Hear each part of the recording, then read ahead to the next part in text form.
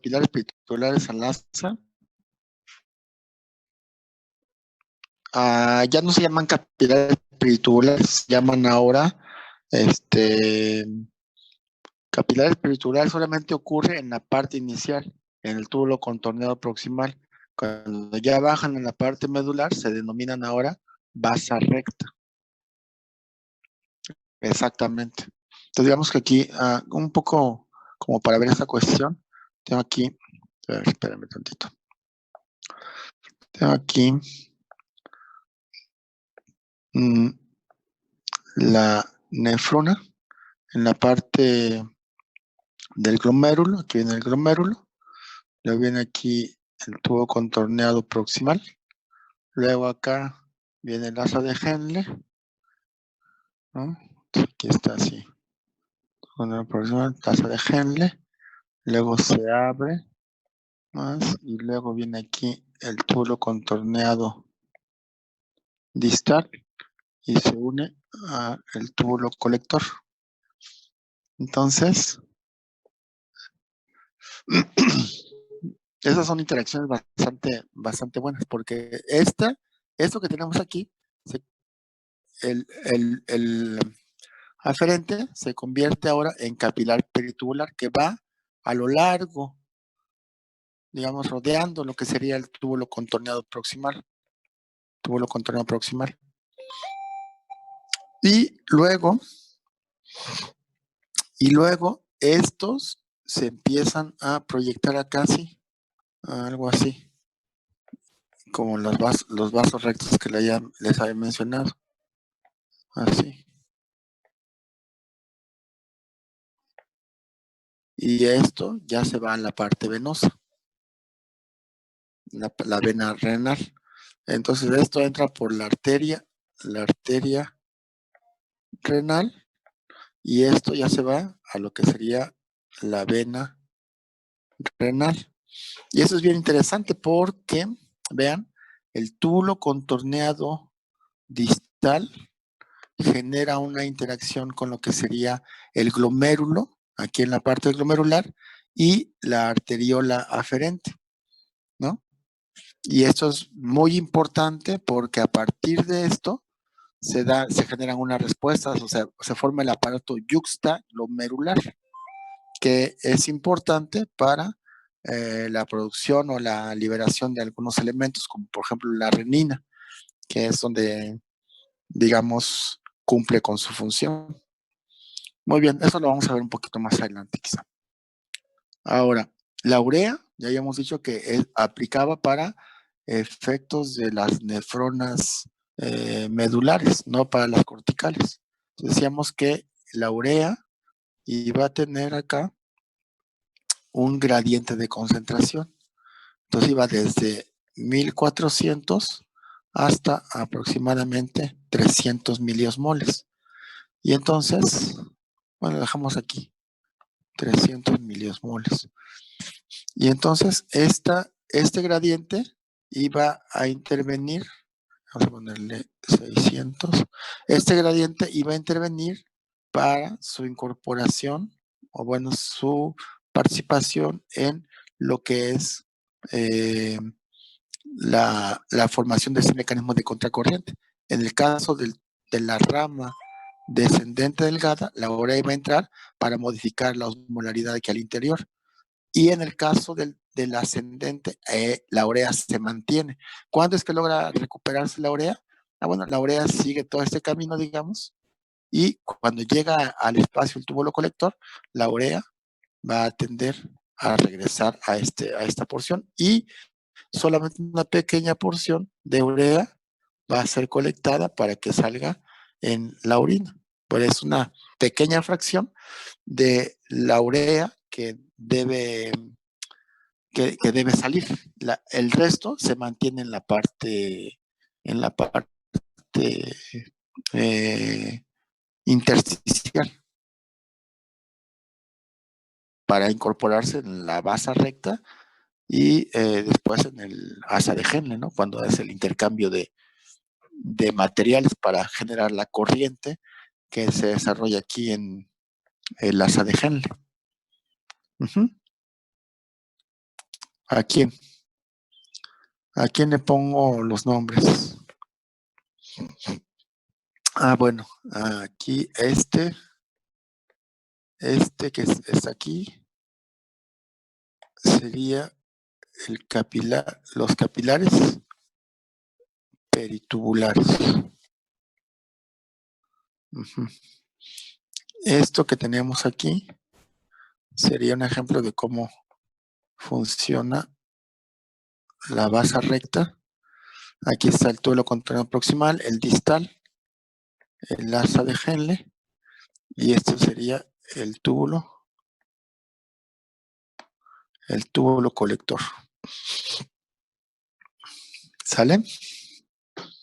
Muy bien. Y cuando hablamos de estos valores, pues serían los valores de la presión osmótica en la parte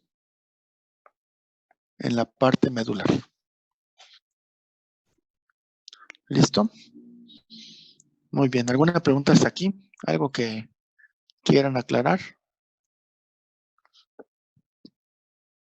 ¿No? Bueno. Cuando digamos ya llegamos a la rama ascendente gruesa, ¿no? Entonces tenemos aquí, a ver, tenemos aquí el asa de Henle, en sus dos porciones, y vamos a diferenciarlo un poco de lo que sería esta sería la rama descendente delgada, la rama ascendente delgada y la rama ascendente gruesa. ¿Por qué razón? Bueno, porque en la rama ascendente gruesa empieza a haber una serie de modificaciones importantes con respecto a algunos solutos. Ya dijimos que en la rama ascendente, en las dos porciones, va a haber facilidad de incorporar solutos, aunque se concentra esa facilidad de incorporación de solutos en lo que sería la rama ascendente gruesa. ¿Qué es lo que ocurre aquí en la rama ascendente gruesa? Bueno, ahí se concentra un transportador que se llama, que es muy importante, digamos a eso como si fuera una célula nada más.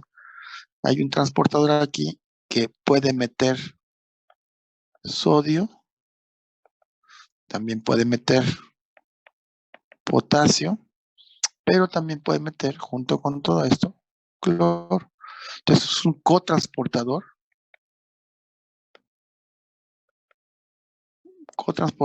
de sodio, potasio y 2 de cloro,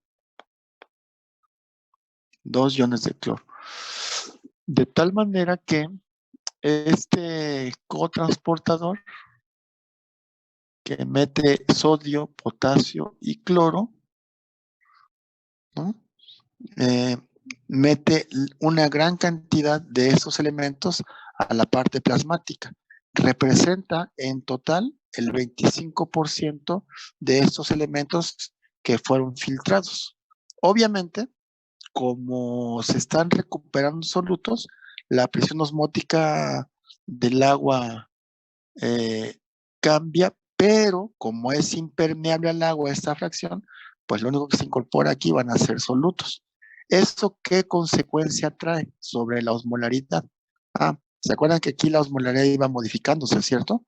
Empezábamos más o menos con 500 miliosmoles, aquí al fondo teníamos 1200, esta osmolaridad se iba modificando conforme se iban incorporando estos solutos, y hacia el final de la rama, le voy a poner aquí, hacia el final de la rama ascendente gruesa, entonces muchos de estos solutos ya fueron incorporados, pero no el agua.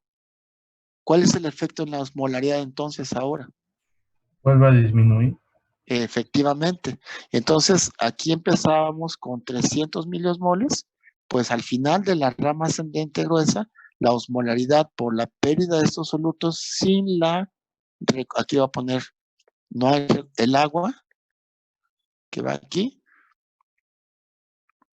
no se puede recuperar. Bueno, aquí está mal el dibujo, espérenme un tantito porque si no, me van a... Déjenme hacer una corrección de todo esto, porque no es así. Ahora sí. Esta es la célula, ¿verdad? Bueno, no, la célula debería estar... Espérenme. La célula debería estar en la parte interna. Entonces aquí está la célula. Esa es la parte luminal. En la parte de aquí en medio es la parte luminal. Y entonces aquí vienen los solutos y aquí está el cotransportador en la célula. Entonces metes sodio, metes potasio y luego metes cloro. Lo que no se va a meter aquí, ¿qué va a ser? Agua. El agua no puede entrar. Obviamente después estos solutos van a ser incorporados a través de mecanismos específicos, ¿no? Por ejemplo, el cloro va a salir por canales para cloro o incluso puede salir con cloro junto con el potasio y el sodio. ¿Cómo creen que salga el sodio? ¿A través de qué mecanismo saldrá el sodio? Pues el sodio sale a través de la actividad de la bomba de sodio y potasio ATPase. ¿Pero qué estamos recuperando entonces? Estamos recuperando solutos. ¿Qué porcentaje de los solutos estoy recuperando aquí? Más o menos el 25%. Eso hace que entonces pasemos de una osmolaridad que estaba en 1200 a una osmolaridad aproximada entre 150, 200 miliosmoles, más o menos. Entonces, hacia el final de la rama ascendente gruesa, lo que tendríamos sería una osmolaridad disminuida con un valor aproximado de más o menos, vamos a ponerle 100 miliosmoles. Pero eso pasó porque se recuperaron pues una buena cantidad de solutos sin que hubiera recuperación de agua. ¿Sale? ¿Alguna pregunta? Hasta acá. Ahora, este mecanismo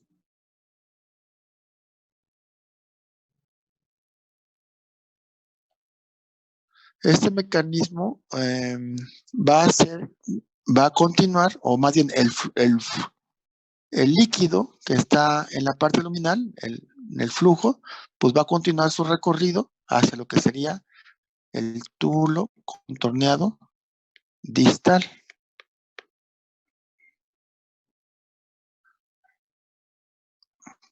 El túbulo contorneado distal, con esa baja osmolaridad.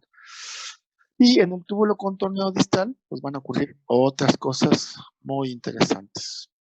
A ver, venimos entonces aquí, vamos a hacerlo así muy sencillo, y el tubo distal. Tenemos aquí el tubo distal, ¿no? Que se conecta hacia lo que sería el túbulo colector.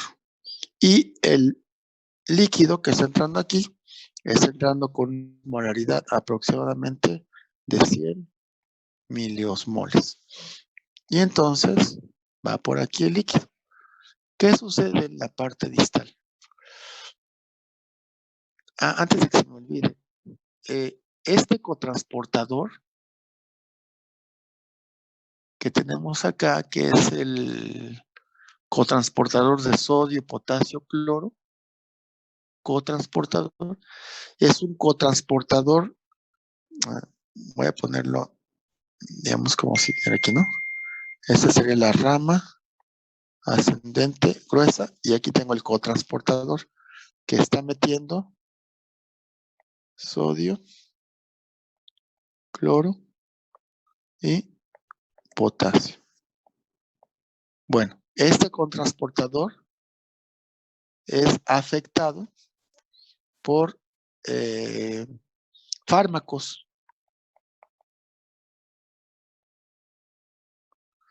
Y estos fármacos pueden ser fármacos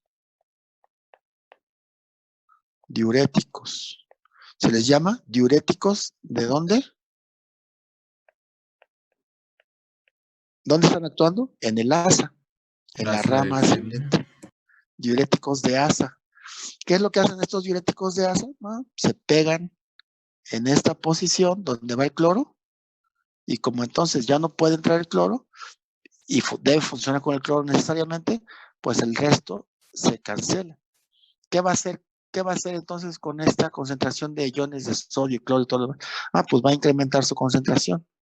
Va a tener aquí más sodio, va a tener potasio, va a tener cloro en esta posición. ¿Qué porcentaje representaba esta resorción? 25%. 25%. Y entonces, si tú metes un diurético de asa que actúa en esta posición, pues haces que este no se reincorpore. Por lo tanto, ¿qué pasa con la osmolaridad en esa posición? Aumenta. Efectivamente, aumenta. Como aumenta la osmolaridad, aquí aumenta los, no sé, a 200 miliosmoles o incluso 300 miliosmoles. Y aquí en esta porción la osmolaridad está tendiendo a disminuir la osmolaridad en esta posición. Aquí hay menos osmolaridad y aquí hay más osmolaridad. Hay manera de que el agua que teníamos en esta posición se vaya a esta posición, a la posición intersticial. No. No, ya no. Y entonces, a pesar de que aquí en la parte del túbulo contorneado distal y en el túbulo colector existe la posibilidad de recuperar sodio y de recuperar cloro, no existe esa posibilidad, todavía se pueden recuperar esos elementos, sodio, y por mecanismos específicos que ahorita vamos a revisar, pues resulta ser que no es suficiente como para modificar la osmolaridad. Y entonces aquí sigue habiendo una osmolaridad elevada. Y si hay una osmolaridad elevada, en lugar de resolver agua, que no se puede, el agua permanece en esa posición y entonces se incrementa la producción de orina. ¿Todo por qué? Porque el fármaco, el diurético de asa que teníamos aquí, lo que hizo fue evitar que los solutos, sodio, potasio y cloro, ¿no?, se reincorporaran.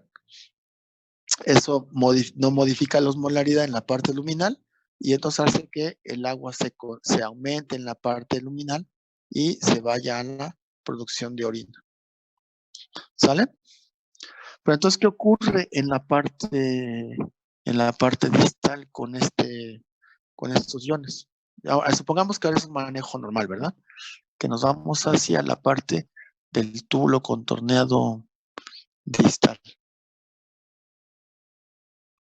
¿Qué va a suceder en esa parte distal?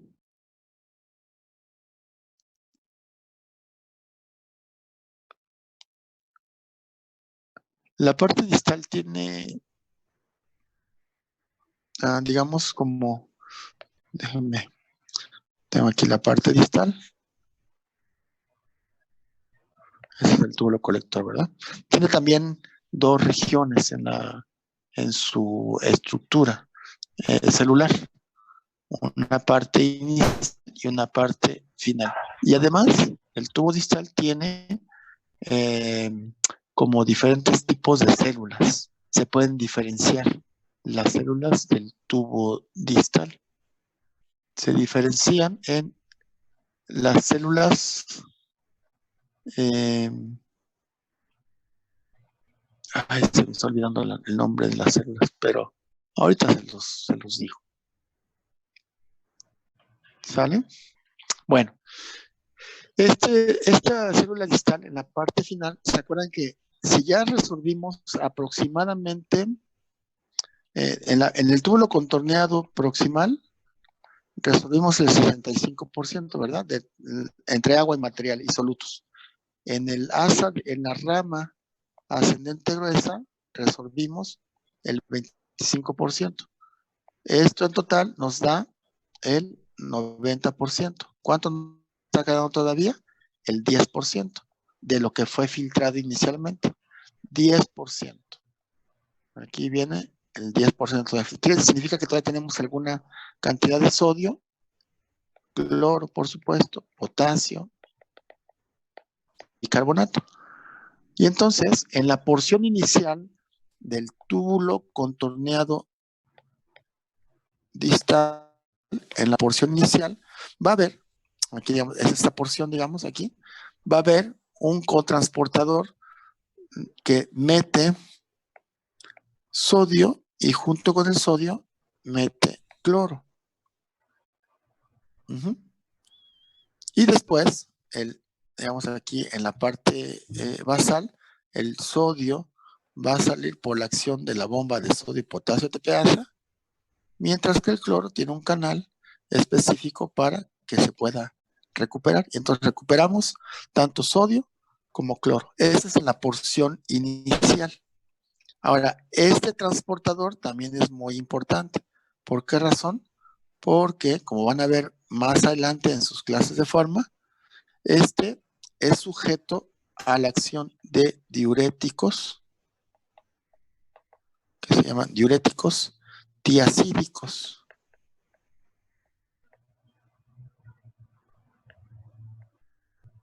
Tiacídicos. De tal manera que entonces los diuréticos tiacídicos evitan la incorporación de cloro aquí. Obviamente, incrementas cloro, incrementas sodio, incrementas la presión osmótica y favoreces la diuresis, ¿no? Así es como actúan esos diuréticos. Pero hacia la parte final, en el túbulo colector y la parte inicial del túbulo colector, van a existir una serie de células que responden a efectos hormonales. Entonces, en esta porción, voy a poner aquí arriba, aquí en esta porción hay células y en esta porción del túbulo colector también hay otro grupo de células que responden a el efecto de hormonas. Ahora, aquí me faltó ponerles un porcentaje. El porcentaje de sodio que se resuelve aquí y de cloro que se resuelve aquí es aproximadamente un 5%. Entonces, si estábamos entrando con el 10% aquí es el 10%, ¿no? Y metimos el 10% aquí, ¿no? ¿Cuánto nos va quedando? 5% todavía. De este 5%, si ustedes se acuerdan de las cuentas que hicimos al principio, decíamos que para la excreción solamente nos debe de quedar un 1%. ¿Qué significa esto? Significa que acá en la parte del túbulo contorneado distal vamos a incorporar 3% y en el túbulo colector vamos a incorporar todavía un 1%. Aquí sería el 3%, mientras incorporamos el 3%. Y acá incorporamos solamente el 1%. ¿De qué elementos estamos hablando principalmente? Estamos hablando principalmente, ahorita vamos a hablar de las hormonas, principalmente lo que vamos a recuperar aquí va a ser sodio, obviamente sodio y cloro y potasio y todos los demás elementos, aunque con el potasio vamos a hacer algunas precisiones también. Y aquí también recuperamos el 1% de esta condición. Pero acuérdense que no solamente entra sodio, sino también puede entrar o se recupera agua en esas posiciones. De tal manera que entonces para recuperar sodio o para recuperar agua necesitamos de dos hormonas. ¿Qué hormonas van a ser? Pues va a ser la aldosterona y la antidiurética. La hormona antidiurética, efectivamente. La aldosterona va a estar regulando de manera particular la concentración de electrolitos, sodio, potasio e hidrogeniones. Mientras que la antidiurética va a estar regulando o va a generar elementos que permiten la recuperación de agua. Y vean a qué porcentaje se está refiriendo para la regulación. Solamente el 3%. Bueno, en total sería el 4%, porque también tiene un efecto sobre la parte del colector. 3%. 3% es lo que regulan. Lo que implica que es una cantidad muy pequeña sobre lo que tienen que actuar para poder trabajar. Ahora, ¿cómo funcionan estos mecanismos de regulación de la resorción en esta porción, en esta última porción? Se llaman células principales. Las células principales del túbulo contorneado distal. Me llegó así de repente. A ver, dice, ¿por qué? A ver, déjame ver. ¿Por qué los diuréticos tiacídicos generan hiponatremia? Pues justamente porque ve, ¿dónde está quedando los tiacídicos? Esos son tiacídicos. Ve, está impidiendo Absorción de sodio. que el sodio se absorba también. Lo mantienes, lo dejas en la parte luminal y por lo tanto, pues lo tienes que eliminar el sodio, ¿no? Si no, ve, como estás eliminando el sodio y no lo estás incorporando, este sodio va al plasma, ¿cierto? Como va al plasma, entonces el sodio se recupera. Pero si este sodio no se va al plasma, ¿qué va a generar? Pues va a generar que el sodio se pierda por la orina. Y entonces, ¿esto cómo se llama? Natremia. No, de hecho ya ni siquiera es el 25%, es el 10% nada más. El 25%, los diuréticos de asa sí modifican el 25% la resorción de sodio. Es más, incluso más, porque ya no se recupera tanto a nivel del túbulo del distal ni del colector. En el caso de los tiacídicos, solamente están afectando a la porción inicial del túbulo contorneado distal y por eso actúan sobre un porcentaje menor de eso, del soluto que está todavía en esa porción luminal, que es el 10%. Muy bien.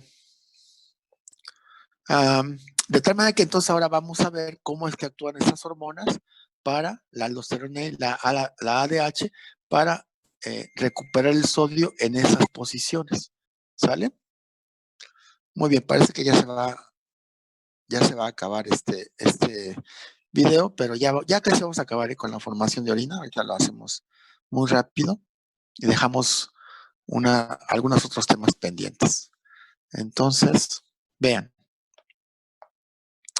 Otra vez tenemos aquí la porción, bueno, no, ya vamos a irnos sobre solamente la célula principal en la parte del colector y del túbulo contorneado distal. Para que esto pueda ocurrir, se debe desencadenar a ver, voy a tener que regresarme tantito. Para que esto pueda ocurrir, debe desencadenarse una respuesta del aparato yuxtaglomerular, porque tenemos que liberar aldosterona. Entonces, ¿se acuerdan que habíamos dicho que el aparato yuxtaglomerular va a tener aquí un conjunto de células que se llaman mácula densa, que está asociada al aparato yuxtaglomerular? Aquí está el glomérulo, ¿no? Y la arteriola aferente. Y entonces, la mácula densa, que está formando parte del aparato yuxtaglomerular, va a tener un conjunto de células que están sensando continuamente la concentración de potasio. Si el potasio aumenta en la parte del filtrado, que viene del plasma, por supuesto. Si el potasio aumenta, esto va a ocasionar que las células se despolaricen.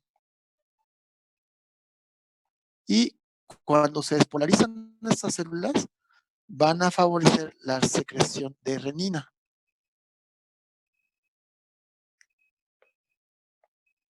Van a favorecer la secreción de renina. Y esta renina va entonces a desencadenar la respuesta con la producción de angiotensina 2. Y como parte de la respuesta que está aquí, entonces se libera también aldosterona, porque la angiotensina llega a las células de la glándula suprarrenal que se encargan de producir la aldosterona, y entonces esta angiotensina provoca la liberación de aldosterona, y la aldosterona tiene sus efectos sobre las células que hayamos dicho aquí, en la porción, las células principales, en la parte del túbulo contorneado distal. Entonces, las células del aparato yuxtaglomerular se despolarizaron por el aumento de potasio en la parte del líquido, de lo que está siendo filtrado, y al despolarizarse liberan renina. La renina activa la angiotensina 2 o favorece la producción de angiotensina 2 a partir de la proteólisis del angiotensinógeno, y esta angiotensina 2, entre las cosas que hace es estimular a las células de la glándula suprarrenal, son células especiales por supuesto, para favorecer la producción de aldosterona. Ya una vez que se produce la aldosterona es una hormona de naturaleza esteroidal, entra la aldosterona a la célula. Una vez que entra a la célula, se reconoce por un receptor específico, y entonces voy a irme a otra diapositiva. Aquí tengo la célula completa. Aquí tengo la aldosterona. La aldosterona que entró se pegó a un receptor específico citoplasmático, y junto con él se fueron hacia lo que es el núcleo celular. Entonces el camino que siguen es hacia el núcleo celular, donde está el ADN, por supuesto, ¿no? De tal manera que una vez que llega el DNA aquí, pues estimula la síntesis de varias proteínas. Aquí le voy a poner síntesis de varias proteínas. Vamos a ponerle aquí, esa es la parte luminal, y esa es la parte, aquí entró la aldosterona, ¿verdad? Esta es la parte plasmática, que es donde se tienen que recuperar los iones de sodio. Entonces, una vez que entró la aldosterona, se fijó a su receptor específico y sintetizó proteínas. ¿Qué proteínas de manera particular? Bueno, pues una de las proteínas que genera de manera importante es una proteína que se ubica en la parte lateral, y esta proteína se llama ENAC, que significa canal epidermal para sodio. Y entonces, como pues aquí tenemos sodio en la parte luminal, pues el sodio ahora logra entrar hacia la parte citoplasmática. Y después, para que ese sodio pueda incorporarse a nivel plasmático, pues ya sabemos que lo hace a través de la bomba de sodio, potasio, ATPase. Obviamente, para que esto pueda funcionar de manera adecuada, el potasio debe de ir hacia la parte plasmática para que funcione la bomba. Pero esta bomba, evidentemente, pues como es ATPase, gasta ATP. De tal manera que entonces la actividad de esta reincorporación de sodio, pues va a depender de que haya suficiente energía para que la bomba funcione de manera adecuada y permita que el sodio pueda incorporarse de manera completa, ¿no? Entonces, la otra proteína que genera, pues van a ser bombas de sodio-potasio, ATPase.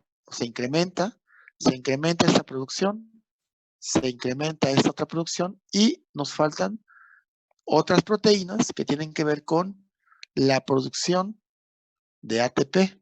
¿Dónde se lleva a cabo la producción de ATP? ¿En las mitocondrias?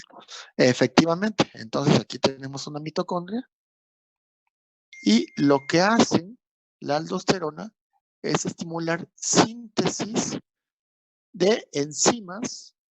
Voy a poner aquí. Estimula la síntesis de enzimas oxidativas.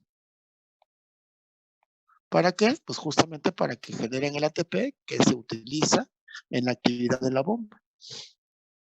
De tal manera que a partir de la presencia de la aldosterona en esa región del túbulo contorneado, aquí sería células principales del túbulo contorneado distal y también del túbulo colector. Aunque el túbulo colector es de menor tamaño, ¿no? Aquí dijimos que era más o menos el 3% y aquí un 1%. Entonces, lo que hace, vean, es una vez que llega la aldosterona, activa la síntesis de proteínas, que son básicamente proteínas del canal epidermal para sodio, la bomba de sodio, potasio, TPasa y enzimas oxidativas o proteínas con función de enzimas oxidativas, y entonces hace que aumente en términos generales la permeabilidad. ¿Para quién? Para sodio. Aumenta la permeabilidad para sodio. De tal manera que ese es el mecanismo por el cual la aldosterona recupera sodio. Ahora, una consecuencia de esto es que va a haber aquí una proteína asociada que también mete sodio y logra sacar protones. Pero luego esos protones se van a regresar y van a permitir la salida de potasio. Y este potasio ya no se puede regresar. Este potasio queda en la parte luminal y se va a excretar. ¿Esto por qué es importante? ¿Por qué creen ustedes que es importante? ¿Se acuerdan cuál es el factor que desencadenaba la respuesta de la renina, la angiotensina 2 La despolarización. para dar aldosterona? Era el propio El potasio. aumento de potasio. Efectivamente. Entonces, como el potasio es el responsable de que este sistema esté activado, pues entonces ahora lo que hace el sistema